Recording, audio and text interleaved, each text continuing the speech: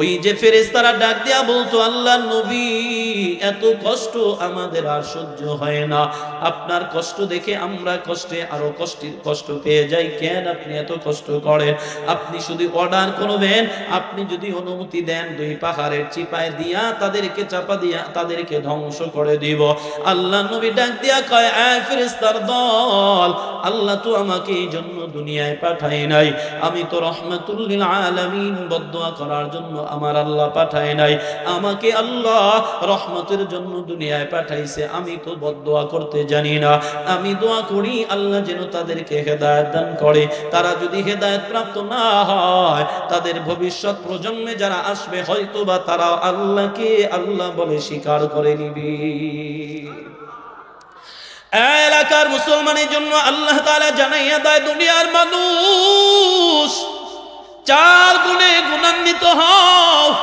এক নম্বরে সুসময়ে দান করো, দুঃসময়ে দান করো, আবার রাগটাকে নিজে কন্ট্রোল করে ফেলো, বেশি রাগ ভালো না, বেশি রাগান্বিত হয়ে যাওয়া যায় না। চার নম্বরের গুণ, মানুষকে ক্ষমা করে দিবা, মানুষের প্রতি কোনো ক্ষোভ রাখবা না। এলাকার মুসলমান, এই জন্য আল্লাহ তাআলা বলে, বান্দা তুমি আল্লাহর রাস্তায় ব্যয় করো, যত ব্যয় করবা আল্লাহ তত খুশি হবেন, আল্লাহ তত বরকত দিবেন, কারণ সম্পদ দেওয়ার মালিক আল্লাহ, আবার সম্পদ ছিনিয়ে নেওয়ার মালিকও আল্লাহ।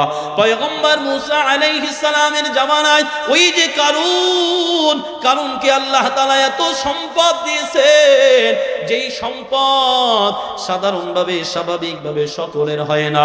কারুনের ওই যে সম্পদের গোডাউন যে ছিল, এগুলি চাবি টানার জন্য কয়েকজন যুবকের দরকার হইতো। আমাদের সমাজের মধ্যে সে যে সর্বোচ্চ পর্যায়ের কোটিপতি, যে সর্বোচ্চ পর্যায়ের শিল্পপতি, এমন কোনোদিন এমন ঘটনা ঘটে নাই যে তার গোডাউনের চাবি টানার জন্য একজন মানুষের দরকার হয়েছে নিয়ম। অথচ কারণের এত সম্পদ ছিল, বলে তার সম্পদে এই যে গোডাউনের চাবি টানার জন্য কয়েকজন যুবকেরই দরকার ছিল, এত সম্পদ আল্লাহ তারে দিয়েছে। এবার পয়গম্বর মুসা আলাইহিস সালাম আল্লাহ তাআলা জানাইয়া দিলেন, ও পয়গম্বর,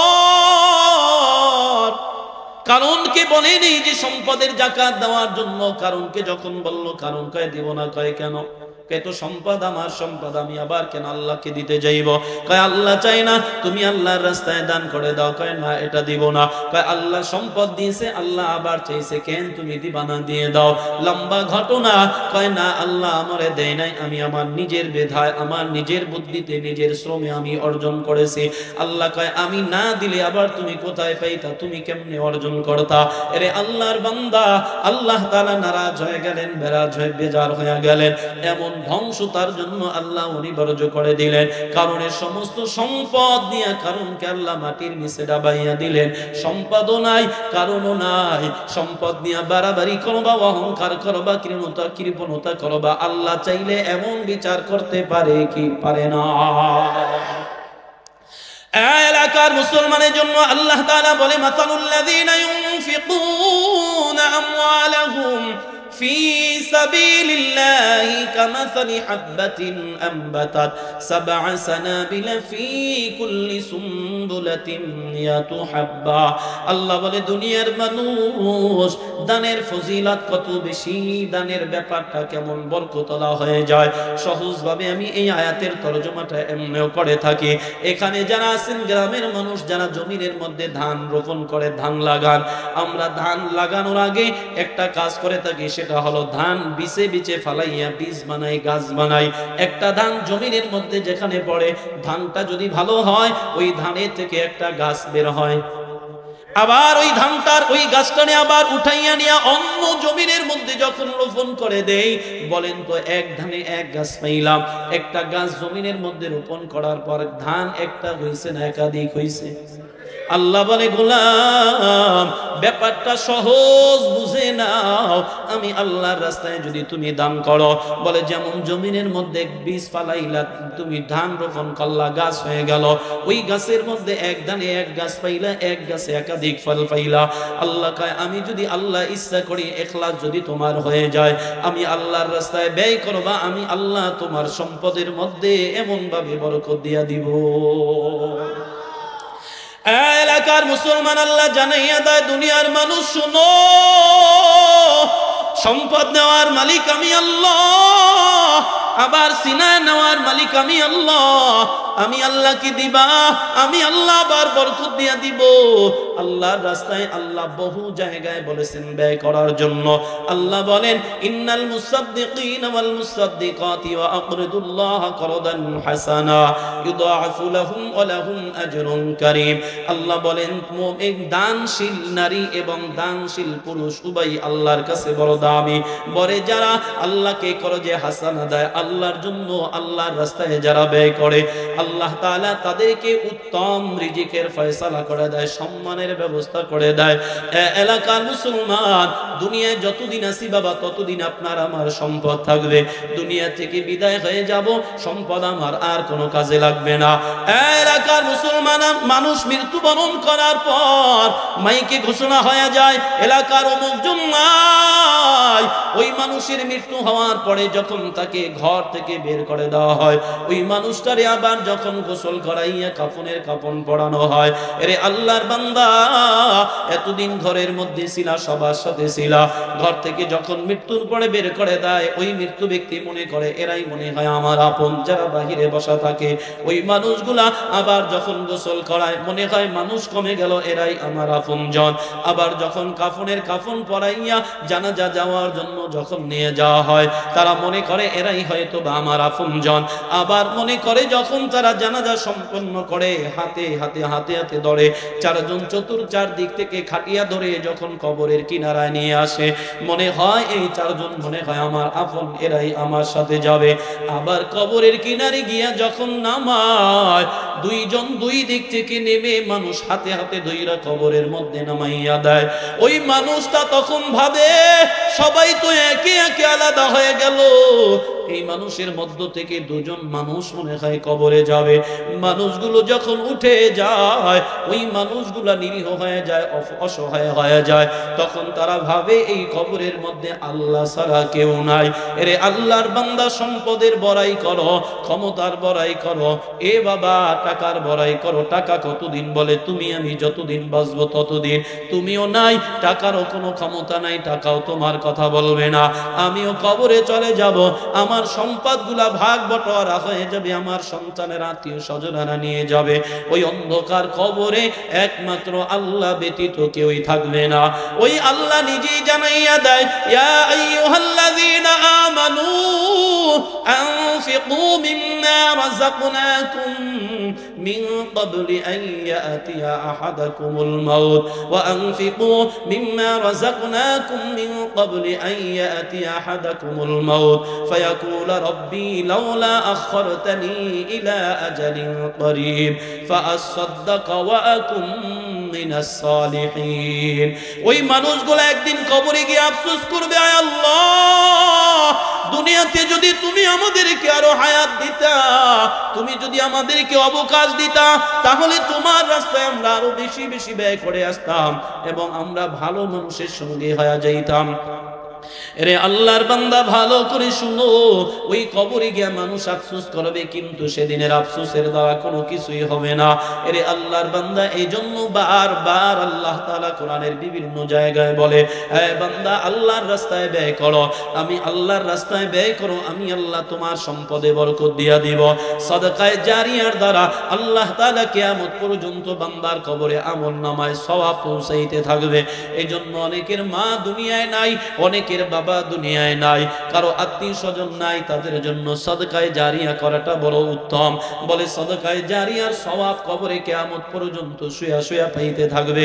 আরে আল্লাহর বান্দা শোনো, মানুষ মরে যাওয়ার পর তার সমস্ত আমলের দরওয়াজাগুলো বন্ধ হয়ে যায়, একমাত্র সাদকায়ে জারিয়া যেটা করা হয় এটার সওয়াব কিয়ামত পর্যন্ত বান্দার আমলনামায় পৌঁছতে থাকে। এজন্য আল্লাহর বান্দা, আল্লাহর রাস্তায় ব্যয় করো। কাদের জন্য করবা? আল্লাহ তাআলা তো দুনিয়ার মধ্যে এই যে কোরআন নাজিল করেছেন, কোরআনের ধারক বাহক উলামায়ে কেরাম, যেই নবীর উপরে আল্লাহ তাআলা কোরআন নাজিল করেছেন, নবী দুনিয়ায় নাই।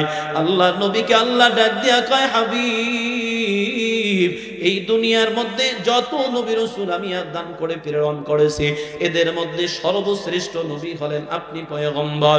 এর মধ্যে আবার আমি আল্লাহ তাআলা আপনাকে যত মুজিজা দিয়েছি তার মধ্যে অন্যতম মুজিজা হলো আপনার আল কোরআন। বলে দুনিয়ায় যত নবী আমি প্রেরণ করেছি, নবী আসছে তার জন্য যে কিতাব বরাদ্দ করা হয়েছে, নবীও নাই, তার কিতাবও নাই, বাতিল হয়ে গেছে, রহিত হয়ে গেছে। কিন্তু আমি আল্লাহ 104 খানা কিতাবের মধ্যে, সহিফার মধ্যে যে কিতাবখানা আমি আপনাকে দান করেছি, যেই কিতাবের নাম হলো আল কোরআন। বলে ও নবী, এই কোরআন যতদিন দুনিয়া থাকবে ততদিন কোরআনও থাকবে। আপনি নবী দুনিয়া থেকে চলে যাবেন কিন্তু কোরআন যাবে না, কোরআন দুনিয়ায় জীবিত থাকবে, বিদ্যমান থাকবে। আরে আল্লাহর বান্দা শুনো, আজ নয়, দুই দিন নয়, 3 দিন নয়, 1500 বছর আগে নবী আমার এই দুনিয়ায় কোরআনটা আল্লাহর পক্ষ থেকে আমাদের জন্য রেখে দুনিয়া থেকে বিদায় হয়ে গেলেন। কোরআনের আজও পর্যন্ত কোনো ক্ষতি কেউ করতে পারে নাই। এই কোরআন যদি পৃথিবীর সমস্ত লিখিত কোরআনগুলা যদি পুড়িয়ে ছাই করে দেওয়া হয়, শেষ করে দেওয়া হয়, কিন্তু আল্লাহর বান্দা আজ এই হাফেজ ছাত্রদের মাথায় পাগড়ি প্রদান করানো হবে, এরকম একজন আর দুইজন নয়, কোটি কোটি আল্লাহ তাআলা কোরআনের হাফেজ দুনিয়ার জমিনে ফিট করে দিয়েছেন। এমন হাফেজ আছেন সূরা ফাতিহা থেকে শুরু করে সূরা নাসের সিন পর্যন্ত শোনাবে, এর মধ্যে একটা ভুল ধরার ক্ষমতা কারো থাকবে না। এই কোরআন জ্বালায়া পুরায় শেষ করে দিবা, কিন্তু হাফেজ কোরআন যখন তেলাওয়াত করবে মনে হয় যেন মেশিনের মতো আবার এরকম কোরআন তারা দুনিয়ার মধ্যে ছাপাইতে পারবে, ঠিক কিনা? এজন্য কোরআনের খেদমত করা প্রত্যেকটা মানুষের জন্য জরুরি, কথা ঠিক নেই? এলাকার মুসলমান, আল্লাহ নবী জানাইয়া দেয়, দুনিয়ার মানুষ শোনো, সবাই তো ভালোর জন্য পাগল, সবাই তো ভালো চায়, ভালো জিনিসের আশা করে। আল্লাহ নবী বলেন দুনিয়ার মধ্যে ভালো মানুষ কারা? নবী বলেন কালা রাসূলুল্লাহ সাল্লাল্লাহু আলাইহি ওয়া আলিহি ওয়াসাল্লাম খায়রুকুম মান তাআল্লামাল কুরআনা ওয়া আল্লামা। আল্লাহ নবী বলেন দুনিয়ার মধ্যে সর্বোত্তম ওই ব্যক্তি যারা কোরআন পড়ে এবং অন্যকে কোরআন পড়ায়, যারা কোরআন শিখে এবং যারা শিক্ষা দেয়। তার মানে যারা পড়ায় তারা হলো উলামায়ে কেরাম, তারা আলেম, যারা শিখে তারা হলো এমন মাদ্রাসার তালেবে ইলম। বলে এই কথা এই হাদিসের দ্বারা প্রমাণ হয় উলামায়ে কেরামও বড় দামি আর তালেবে ইলমও বড় দামি। উলামায়ে কেরাম উত্তম, তালেবে ইলম বড়, তারাও বড় উত্তম। নবীর হাদিস এটাই প্রমাণ করে। কিন্তু বাবা বর্তমান সমাজে আমাদের চোখে সবচেয়ে খারাপ হলো উলামায়ে কেরাম, কথা ঠিক নেই? আমাদের চোখে সবচেয়ে খারাপ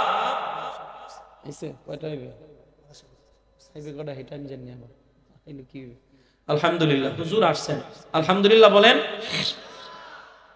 আমাদের চোখে সবচেয়ে বেশি খারাপ উলামায়ে কেরাম, কথা ঠিক নেই? হ্যাঁ, আমরা তো বেশি বিরোধিতা করতে পারি, আলেমদের বিরোধিতা করাটা সহজ, কারণ আমরা আলেমদের দুর্বল মনে করি, কথা ঠিক নেই? আলেমদের আলাদা কোনো ক্ষমতা নাই, পাওয়ার নাই, যার কারণে আলেমদেরকে দুর্বল মনে করা হয়, যার কারণে আলেমের বিরুদ্ধে বিভিন্ন সমালোচনা, বিভিন্ন ষড়যন্ত্র করা হয়। অথচ নবী বলেন পৃথিবীর মধ্যে সবচেয়ে দামি উলামায়ে কেরাম। সুবহানাল্লাহ বলেন। এলাকার মুসলমান, আলেমদের সম্মান করো। এই যে হাদিসের অনুকূলে একটা ঘটনা, এই যে দেওবন্দ মাদ্রাসার 50 বছরের প্রিন্সিপাল আল্লামা কারি তৈয়ব সাহেব রহমাতুল্লাহি আলাইহি তিনি ঘটনা বর্ণনা করেন। কারি আল্লামা তৈয়ব সাহেব রহমাতুল্লাহি আলাইহি বলেন এক সময়ের বাদশা ছিল সুলতান মাহমুদ গজনবী রহমাতুল্লাহি আলাইহি। সুলতান মাহমুদ গজনবী 12টা বছর পর্যন্ত 2টা আশা নিয়ে, 2টা স্বপ্ন নিয়ে আল্লাহর কাছে দোয়া করে, ও দয়ার মালিক, আমার 2টা স্বপ্ন, 2টা আশা তুমি পূরণ করে দাও, আশা 2টা মিটাইয়া দাও। 12টা বছর পার হয়ে গেল, সুলতান মাহমুদের আশা 2টা পূরণ হয় না। একদিন রাতের বেলা সুলতান মাহমুদ গজনবী মন্ত্রী পরিষদ নিয়ে তার গজনবী শহরের ভিতরে ঢুকলেন। পৌরসভা এলাকার ঢুকার পরে দেখতেছেন, ঢোকার পরে দেখে পৌরসভার যে লাইট গুলা জ্বালানো হয় সরকারি রাস্তার পাশে, ওই লাইটের আলোর নিচে বসে বসে একজন 7 বছর 8 বছরের বালক তেলাওয়াত করতেছে আল্লাহর কোরআনে। এবার সুলতান মাহমুদ ঘোড়ার পিঠ থেকে লাফ দিয়ে নেমে পড়লেন, এক সন্তান, গভীর রাত, আশেপাশে কেউ নাই, সবাই ঘুমন্ত, কিন্তু তুমি এই গভীর রাত্রে কেন এখানে বসে বসে আল্লাহর কোরআনের তেলাওয়াত করো, কারণটা কি? বাচ্চাটা ডেকে বলে, ওই আগন্তুক, আমি আপনারে চিনি না, কি পরিচয়, কোথা থেকে আসছেন তাও জানি না। এবার সুলতান মাহমুদ গজনবী নিজে নিজের পরিচয়টা দিলেন, বাবা শোনো, আমি এই শহরের এই দেশের আমি বাদশাহ, নাম হলো সুলতান মাহমুদ। কয় আপনি নাকি সুলতান মাহমুদ? বলে হ্যাঁ। এই কথা বলার পরে বাচ্চাটা চোখের পানি ছেড়ে ডাক দিয়া কয়, এই বাদশাহ শোনেন, আমার বড় কপাল খারাপ, আমার বাবা দুনিয়া থেকে বিদায় হয়ে গেছে, আমি বড় এতিম, আমার মা দুনিয়ায় জীবিত গরিব মানুষ। বাবা যখন ইন্তেকাল করেন তার আগে আমার মায়ের কাছে ওসিয়াত করে যায়, আমাকে যেন আমার মা কোরআন শরীফ পড়ায়, মাদ্রাসায় পড়ায়, হাফেজে কোরআন বানায়। ওই আশা অনুযায়ী, ওসিয়াত অনুযায়ী এই যে পাশেই মাদ্রাসাটা দেখতেছেন, এখানে আমার মা আমাকে ভর্তি করাইয়া দিয়ে গেছে। কিন্তু আফসোসের বিষয়, আমার বাবাও গরিব, আমার মাও বড় গরিব মানুষ। এই মাদ্রাসায় আমি এতিমখানার ছাত্র, টাকা নাই, পয়সা নাই, বাতি কেনার মতো টাকাও নাই, অন্য দিক থেকে মেধাও বড় দুর্বল। এই দুর্বল মেধা নিয়ে আমি মুখস্থ পড়াটা সময় মতো মুখস্থ করতে পারি না। যেই ছেলেটার আলোর মধ্যে আমি পড়ি, ওই ছেলেটার মেধাও বড় ভালো, সময় মতো তার পড়া মুখস্থ হয়ে যায়, বাতিটারে বন্ধ করে রাতের বেলা ঘুমাইয়া যায়। কিন্তু আমার চোখে ঘুম নাই, কারণ পরের দিন সকাল বেলা তো আমার সাত পড়াটা আবার ওস্তাদের কাছে শুনাইতে হবে। এই জন্য আমি নিরুপায় হইয়া পৌরসভার লাইটের নিচে আইসা বসে বসে পড়াটা মুখস্থ করি। এলাকার মুসলমানের জন্য বললাম, যুবক, ও টাকাওয়ালা, টাকা দিয়া তুমি দুনিয়ায় কত কিছুই করলা, এই মাঝে মাঝে এমন এমন মাদ্রাসায় যাইবা, যাইয়া মাঝে মাঝে ছাত্রদের খবর নিবা, বাবা বাড়ি কোথায়, কি করো, তোমার বাবা কি করে, তোমার মা কি করে, কেমনে কি চলো, টাকা পয়সা কেমনে দাও। এরে আল্লাহর বান্দা সুলতান মাহমুদ গজনবী রহমাতুল্লাহি আলাইহি কথাটা শোনার পরে সন্তানটারে নিজে কোলে করে উঠাইয়া ঘোড়ার পিঠে সওয়ার করালেন। এরপরে নিজের মন্ত্রী নিজের জায়গার মধ্যে নিয়ে গেলেন, রাজ দরবারে নিয়ে গেলেন। এরপরে সুন্দর করে বসাইলেন, বসাইয়া বলতেছে, এই বাবা যুবক, বলো, এ বালক, এ আল্লাহর বান্দা, তুমি যে মাদ্রাসায় পড়ো, এই মাদ্রাসার পড়ার মাসিক খরচ কত? কয় এত টাকা। এরপরে তোমার বাতি কেনার জন্য কত টাকার প্রয়োজন? কয় এত টাকা। শীতের পোশাক নাই, কত টাকার প্রয়োজন? হিসাব দিল। এক কথায় যাবতীয় এক মাসের খরচের টাকাটার হিসাব বের করলো। বের কইরা 12 দ্বারা গুণ কইরা 12 মাসে যত টাকা প্রয়োজন হয়, ওই আগের দিনের খুঁটির ভিতরে ঢুকাইয়া কোমরের মধ্যে বাইধা মন্ত্রীরে ডাক দেয়া কয়, মন্ত্রী, ফজরের আজানের পর পর সন্তানের খেলা শুরু হয়ে যাবে, আজানের আগে সন্তানটারে মাদ্রাসায় পাঠাইয়া দাও। যাওয়ার সময় সন্তানটারে ডেকে বলে, এই বালক শোনো, আজ থেকে হাফেজ হওয়া পর্যন্ত যতদিন সময় লাগবে ততদিনের সমস্ত খরচ আমি সুলতান মাহমুদ বহন করব। আবার পিছনের দিকে ফিরে তাকাইয়া দেখে সুলতান মাহমুদ কান্না করে। কি ব্যাপার, আপনি কেন এমন করে চোখের পানি ছেড়ে ছেড়ে কান্না করেন, কারণটা কি জানতে চাই। আপনার বুঝি আমার জন্য মায়া লাগছে, মহাব্বত হয়ে গেছে মনে হয়। কয়, হ্যাঁ বাবা, তুমি একজন তালেবে আলেম, আলেমদেরকে মহাব্বত করতে বড় ভালো লাগে। একটা কারণ, 2 নম্বর কারণ, আমার একটা কষ্টের কারণে আমার চোখের পানি পড়ে। কি কারণ, এমন কি কষ্ট? বাবা শোনো, তুমি আমার জন্য দোয়া করবা। আমার দিলের মধ্যে 2টা আশা, আজ 12টা বছর পর্যন্ত পার করে দিলাম, দোয়া করে আমল করে করে আশা 2টা পূরণ হয় না। আল্লাহ যেন আমার আশা 2টা পূরণ করে দেয়। এবার সন্তান ডাক দিয়া কয়, এই বাদশা বলেন, এমন কি আশা নিয়ে আপনি কষ্ট করতেছেন, কেন এমন কান্না করতেছেন বলেন। কয়, বলার দরকার নাই, দোয়া করবা, আল্লাহ যেন কবুল করে নেয়। এবার সন্তানটা তারে খুব শক্ত করে ধরল। এই বাদশা জাহাপনা, বলো, কি এমন আশা নিয়ে আসো, কোন আশার কারণে তুমি আজ এতটাই ভেঙে পড়লা? আল্লাহ কোন আশাটা তোমার পূরণ করে দেয় না, আমার কাছে বলো, আমি তোমার জন্য আল্লাহর কাছে দোয়া করব। সুলতান মাহমুদ নিরুপায় হইয়া ডাক দিয়া করে, যুবক, আমার মনের মধ্যে একটা আশা হলো 12টা বছর পর্যন্ত ইবাদত করি, রাতের বেলা আমল করে করে বিছানার মধ্যে ঘুমাইয়া যাই, মনের মধ্যে আশা ঘুমের ঘরে যেন মদিনাওয়ালা নবীর একটু স্বপ্নে দেখতে পাই। আশাটা ভালো না খারাপ? জোরে বলেন। এবার সন্তান ডাক দিয়া কয়, 1 নম্বর আশা জানলাম, 2 নম্বরটা কি বলেন? এবার সুলতান মাহমুদ গজনবী কয়, বালক, 2 নম্বরের আশা, আমি দুনিয়ার মধ্যে ভালো মানুষের তালাশ করি, ভালো মানুষের সন্ধান করি। কি করবেন? ওই ভালো মানুষের খাদেম হয়ে যাব, খেদমত করব, তাকে আমি নিজে কষ্ট করে উপার্জিত টাকা দ্বারা তার খাবারের ব্যবস্থা করব, তার আমি সেবা যত্ন করব, আমি তার জুতাটারে সোজা কইরা দিব, এক কথায় তার খাদেম হয়ে যাইব। এই কথা 2টা শুনে সন্তানটা চলে গেলেন। এরপরে পরের দিন রাতের বেলা সুলতান মাহমুদ গজনবী আমল করে বিছানার মধ্যে শুয়ে পড়লেন। ওদিকে ওই যে বালক কোরআনওয়ালা মাদ্রাসার তালেবে ইলম, ওই বাচ্চারা কোরআন তেলাওয়াত করে রাতের বেলা, যখন মসজিদে গিয়া রাতের বেলা তেলাওয়াত করলো, তেলাওয়াত করে 2 রাকাত নামাজ আদায় করিয়া 2টা হাত মালিকের দরবারে উঠাইয়া দেয়। আর আল্লাহর বান্দা কোরআনওয়ালা চোখের পানি সিরি সিরি আল্লাহকে ডাক দিয়া কয়, দয়ার মালিক, আয় আল্লাহ, তোমার কোরআনওয়ালারে তোমার বান্দা এতটা মহব্বত করলো, আমি বিনিময়ে তো কিছুই দিতে পারলাম না, আয় আল্লাহ দেওয়ার মালিক তুমি তার আশা 2টা পূরণ করে দাও। মদিনাওয়ালা নবীর তোমার ওই বাদশারে একটু স্বপ্নে দেখাইয়া দাও, ভালো মানুষের সন্ধান করতেছে, সেটার সন্ধানও মিলাইয়া দাও। একদিকে সন্তান দোয়া করে, অন্যদিকে সুলতান মাহমুদ গজনবী বিছানার মধ্যে ঘুমাইয়া ঘুমাইয়া আমার নবীকে স্বপ্ন দেখতেছি। এলাকার মুসলমান, এবার সুলতান মাহমুদ ডাক দিয়া কয়, পয়গম্বর, এতদিন আমি কান্না করলাম, এত আমল করলাম, কেন আপনি আমাকে দেখা দেন নাই? কয়, এটা তো আমি জানি না, আল্লাহ ভালো জানে, তবে ও সুলতান, কেন আমি এসেছি জানো? ওই যে কোরআনওয়ালার খেদমত করছিলা, ওয়াদা করে ফেলেছো, যতদিন কোরআনের হাফেজ হওয়ার জন্য যা কিছুর প্রয়োজন দিবা। ওই সন্তান বালক যখন দোয়া করলো, আমার আল্লাহ ডাক দিয়া কয়, মদিনাওয়ালা নবীরে সুলতান মাহমুদ রে ঘুমের ঘরে দিদার দিয়া দাও, আর থাকতে পারলাম না। 2 নম্বরের আশা, ও সুলতান, তুমি ভালো মানুষের তালাশ করো, সন্ধান করো। এই দুনিয়ার মধ্যে আমি নবী তো জানায়া দিয়েছি, খায়রুকুম মান তাআল্লামাল কুরআন ওয়া আল্লামা, যে কোরআন পড়ে আর পড়ায় তাদের থেকে ভালো মানুষ আর এই দুনিয়ায় নাই।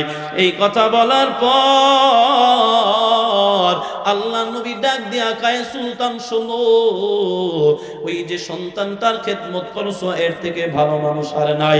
তার মানে একজন মানুষের খেদমত করার কারণে নবীকেও স্বপ্ন দেখে ফেললো, ভালো মানুষের সন্ধানও মিলে গেল।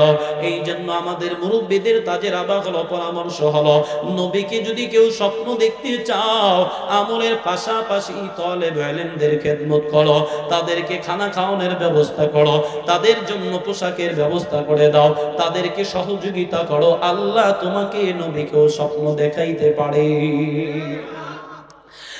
এলাকার মুসলমান, এই জন্য আমাদের মাদ্রাসাটা এতিমখানা মাদ্রাসা নামে পরিচিত। অনেক এতিম ছাত্র অনেক দূর দূরান্ত থেকে, সেই সুদূর নেত্রকোনা, বরিশাল, ওই যে জামালপুর, বিভিন্ন জায়গা থেকে, চাঁদপুর সহ বিভিন্ন, কুমিল্লা ও বিভিন্ন অঞ্চলের অনেক ছাত্র এখানে পড়ে। গরিব, অনেকের মাও নাই, বাবাও নাই। এর আল্লাহর বান্দা সুবর্ণ সুযোগ খেদমত করার জন্য আল্লাহ ব্যবস্থা করে দিয়েছে, সম্পদ আল্লাহ দিয়েছেন, কিন্তু বাবা অনেককে মন দিয়েছে, আবার কাউকে দেয় নাই। এজন্য নবী হাদিসের মধ্যে বলেন, যদি কোনো আল্লাহর বান্দার কাছে, ওই যে বললাম দুঃসময়ে দান করো, কারো কাছে যদি 1 বেলার 1 দিনের আহার থাকে, খাবার থাকে, ওই মানুষটা যদি এটা নিজে গ্রহণ না করে, অন্য মানুষকে দিয়া দেয়, তাকে দান করে দেয়, আল্লাহর জন্য দিয়া দেয়, আল্লাহ তাআলার পক্ষ থেকে একজন ফেরেশতা তারে ডাক দিয়া বলে, ফানাদা ফি মালাকুম মিনাস সামা, আল্লাহর ফেরেশতা ডাক দিয়া বলে, ইয়া ওলি আল্লাহ। এবার আল্লাহর ফেরেশতা ওই যে দানের কারণে আল্লাহ এত খুশি হয়ে যায়, আল্লাহর পক্ষ থেকে ফেরেশতা ঘোষণা করে, ইয়া ওলি আল্লাহ, হে আল্লাহর ওলি, ইস্তিনি ফিল আমাল, নতুন করে আমল শুরু করো। ফাকাদ গুফিরা লাকা মা তাকদ্দামা মিন যামবিক, এই আমলের দানের আমলের কারণে আল্লাহ তাআলা তোমাকে এমন ভাবে ক্ষমা করে দিয়েছে যেন তোমার আমল নামায় কোনো গুনাহ নাই। নতুন করে তুমি তোমার জীবনের ধারা শুরু করো। এজন্য দান করার দরকার আছে না নাই? আরো আসতে বলেন। মুসলমান, দেওয়ার মালিক কে? আল্লাহ দিছেন, আবার আল্লাহ কি দিবেন? আল্লাহ দিতে পারে কি পারে না? মুসলমান, সহজে একটা উপমা দিয়া বুঝাই। মনে করেন আজকের মাহফিল থেকে যাওয়ার পথে 5 টাকা দামের একটা বিস্কুট নিয়ে বাড়িতে গেলেন।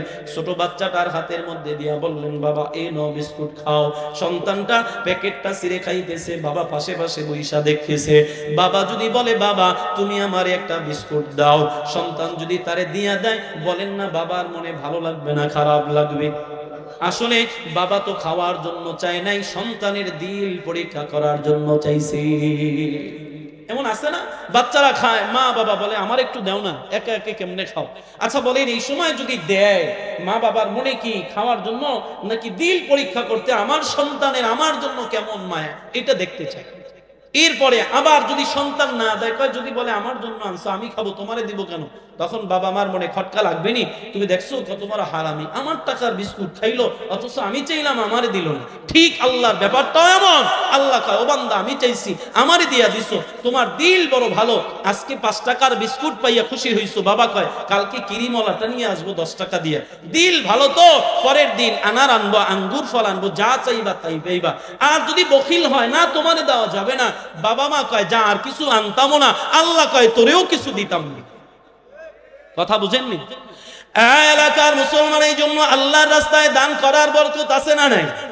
হযরতে আলী রাদিয়াল্লাহু তাআলা আনহু গরীব, বাড়ির মধ্যে গেলেন, ঘরের ভিতরে ঢোকার পর ফাতেমা ডাক দিয়া কয়, আলী সন্তানের চেহারার দিকে তাকানো যায় না, ক্ষুধার তাড়নায় পেটটা পিঠের সাথে লেগে গেছে, এতটাই দুর্বল হয়ে গেল। ও আলী রে, তাদের জন্য খাবারের ব্যবস্থা করো। আলী কয়, এই ফাতেমা কেমনে আনবো, আমি গরিব মানুষ, টাকা নাই পয়সা নাই, কিভাবে ব্যবস্থা করব? আলীর জবাবে ফাতেমা ডাক দিয়া কয়, নাও এই আমার চাদরটা বাজারে বিক্রি করে যা টাকা পাইবা, ওই টাকা দিয়ে আমার সন্তানের জন্য খাবারের ব্যবস্থা করো। এবার হযরতে আলী ফাতেমার চাদর নিয়ে বাজারে গেলেন, বিক্রি করলেন মাত্র 6 দিরহাম। কয় দিরহাম? সবাই বলেন কয় দিরহাম? এবার 6 দিরহামে বিক্রি করে বাড়ির দিকে রওনা। প্রতিমধ্যে যাওয়ার পর এক মুসাফির আলীর কাছে হাত বাড়ায়, আলী রে আমি দুর্বল অসহায়, আমি ক্ষুধার্ত মানুষ, আমারে কিছু দান করতে পারবানি? আলী তো নবীর যুগের মানুষ, নবীর জামাত আর নবীর সাহাবা, দিলওয়ালা মানুষ, পুরাপুরি 6 দিরহাম আল্লাহর বান্দা মুসাফিরকে দান করে দেয়। আছে কয় দিরহাম? আছে কয় দিরহাম? এবার আলী খালি হাতে বাড়ির দিকে রওনা করলো। কিছু দূর যাওয়ার পর আলী তাকাইয়া দেখতেছেন এক আল্লাহর বান্দা একটা উটের রশি ধইরা ধইরা রাস্তা দিয়া যায়। আলীর সাথে সাক্ষাৎ হয়ে গেল। আলী রে উট কিনবানি? কয় কেমনে কিনবো, টাকা নাই পয়সা নাই। কয় টাকার দরকার নাই, তোমার কাছে আমি বাকিতে উট বিক্রি করতে চাই। সুবহানাল্লাহ। বাড়িতে কইেন ব্যবস্থা কে করে? এবার আলী ডাক দিয়া কয়, কয় দিরহাম? কয় 100 দিরহাম দিলেই হবে, এটা দাও। আলী কয় যাক, ব্যবসা মোটামুটি হবে, কারণ জিনিস দেখলে তো বোঝা যায় এটার দাম 100 হতে পারে না বেশি হতে পারে। ব্যবস্থা তো আল্লাহই করে দিয়েছে, এটার মধ্যে লাভের একটা অংশ আল্লাহ আগেই রেখে দিয়েছে।